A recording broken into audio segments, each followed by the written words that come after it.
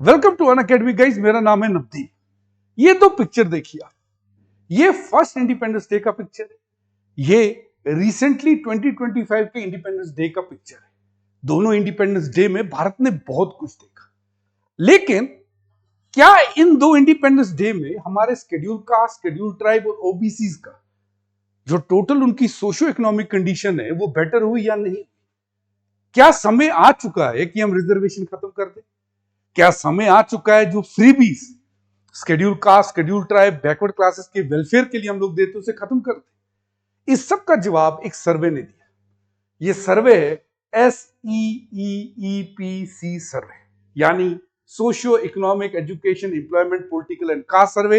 ये तेलंगाना गवर्नमेंट ने कंडक्ट किया और जो इसका डेटा है ना वो आपको शॉक कर देगा।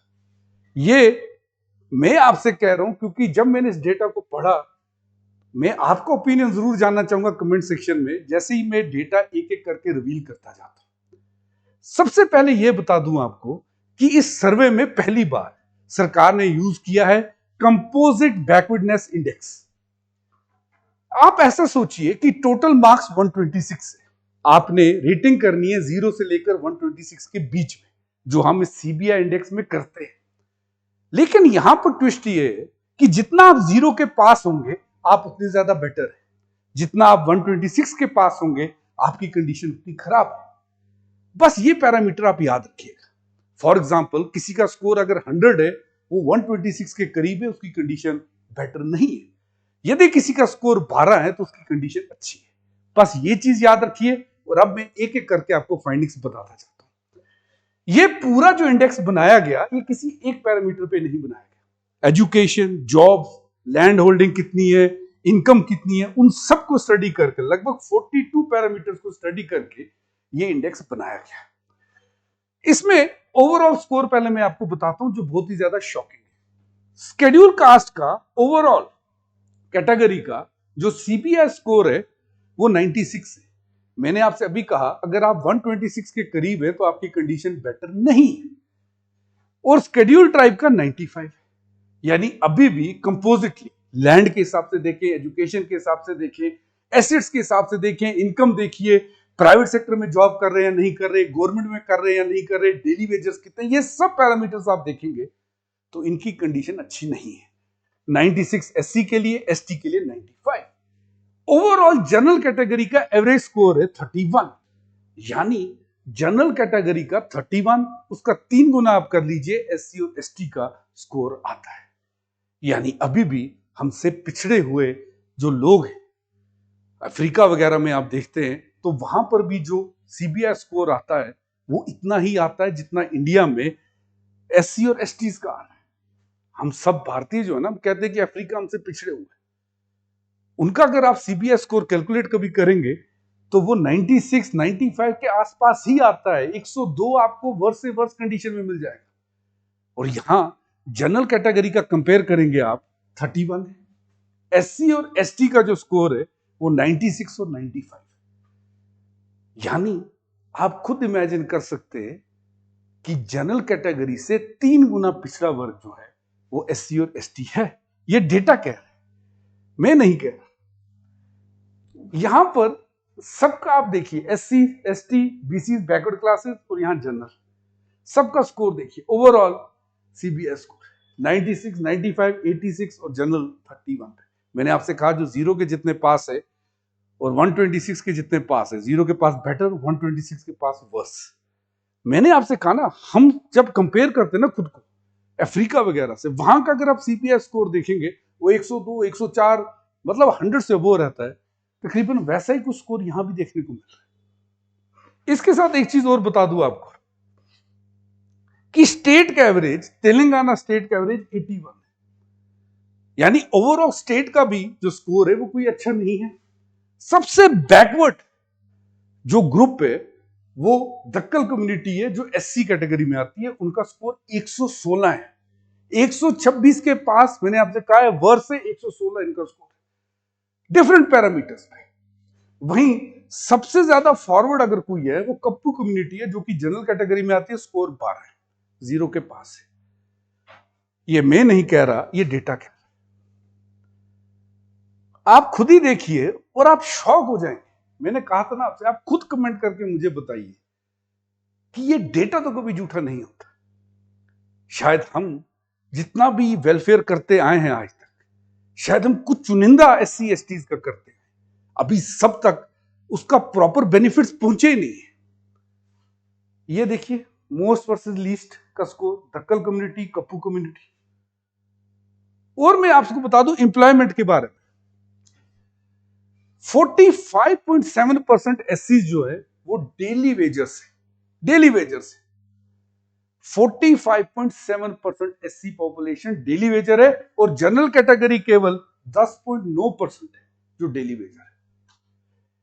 इसी के साथ आपको बता दूं प्राइवेट सेक्टर की जॉब देखें, 30% जॉब्स प्राइवेट सेक्टर में जनरल कास्ट के पास और STs के पास केवल 5%। ये इस सर्वे ने रिवील किया हुआ है एम्प्लॉयमेंट डेटा को भी लेके। यहां देखिए एक और चीज, यहां पर यह चीज भी बताया गया है कि 1/3 ST फैमिलीज अभी भी बिना टॉयलेट पीने का साफ पानी के रह रहे। 1/3, लगभग 33% ST फैमिलीज के पास अभी भी पीने का साफ पानी नहीं है, टॉयलेट नहीं है। इस डेटा, ये सर्वे साफ साफ यही चीजें बता रहा है बेसिक एमिनिटीज के बारे में। इन्हीं सबको तो लेकर ये डेटा पूरे इंडेक्स बना है।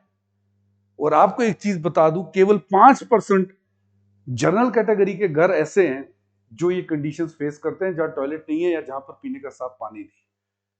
कहां 33%, कहां 5%। एक चीज और बता दूं आपको, जनरल कैटेगरी, अगर आप एक्सेस टू प्राइवेट स्कूल्स देखेंगे तो जनरल कैटेगरी 33% जो उनके बच्चे हैं वो प्राइवेट स्कूल्स में जाते हैं। SC और ST कम्युनिटी के केवल 10% लोग स्टेट के प्राइवेट स्कूल्स में जाते हैं। This is the data, shocking data. इसी डेटा के साथ आप खुद बताइए, क्या वेलफेयर स्कीम्स हमारी आपको नहीं फील हो रहा सही जगह पे नहीं पहुंच रही? आपको नहीं फील हो रहा कि हमें जो इतने साल हमने अभी तक रिजर्वेशन का जो एक सिस्टम बनाया वो भी सही जगह नहीं पहुंच पा रहा?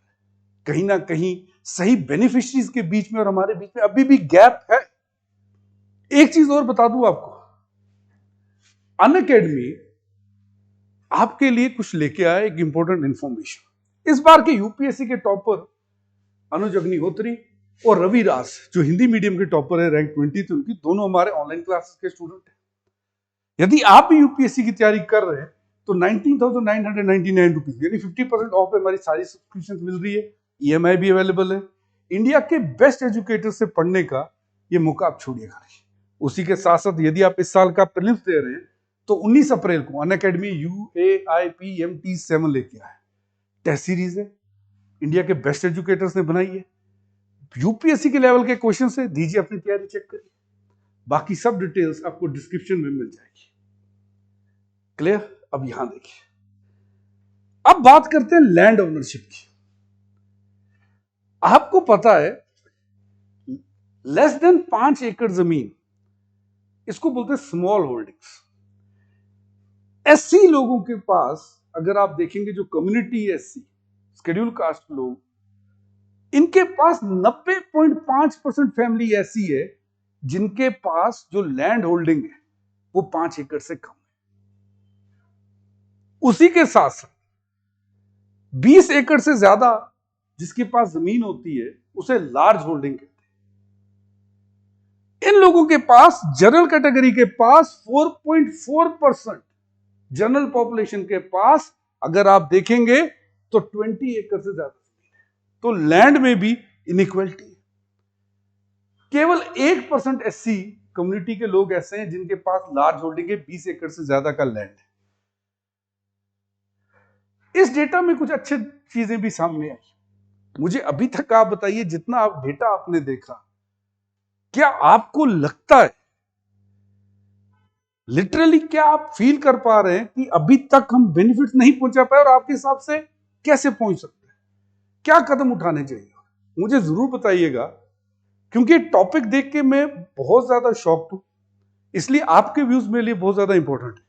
एक चीज और अच्छी चीज भी शेयर कर दूं, इस सर्वे में लगभग 12 लाख लोग ऐसे हैं जिन्होंने अपनी कास्ट नहीं बताई, जिन्होंने कहा कि हम नो कास्ट सिस्टम में बिलीव करते हैं।